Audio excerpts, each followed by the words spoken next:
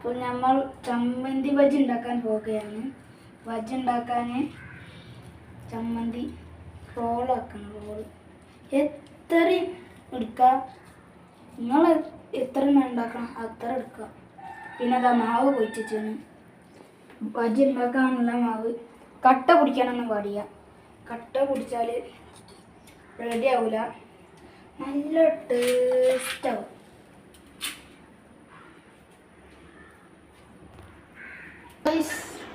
നമ്മൾ ചീനച്ചട്ടി ചൂടാക്കാൻ പോവുകയാണ്. കണ്ട ചൂടായി വരുന്നു. അതേപോലെ നല്ല ചൂടായി വരണ്ട് വരണം. വെള്ളം വറ്റണം. അതേപോലെ വെള്ളം വറ്റണം. ആ കാണുന്ന നമ്മൾ വീട് പുതിയ വീടാണ്. ഇനി വെള്ളം ഒന്നാകെ വറ്റി ഈ വെളിച്ചെണ്ണ ഒഴിക്കും. നമ്മൾ വെളിച്ചെണ്ണ ഒഴിക്കുകയാണ്. വെളിച്ചെണ്ണ ഇങ്ങനെ കുറച്ച് ഒഴിക്കുന്നു. ഇത്ര വേണം വെളിച്ചെണ്ണ. അപ്പോൾ ഗൈസ് നമ്മൾ നേരത്തെ റോളാക്കി വെച്ചത് മാവിലേക്ക് ഇടുകയാണ്.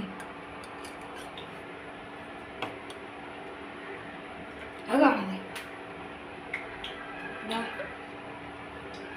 അടുത്തത് ഇത് ഇടുകയാണ്. അതാ അങ്ങനെ തന്നെ നല്ല ടേസ്റ്റി ഫുഡാണ് കേട്ടോ.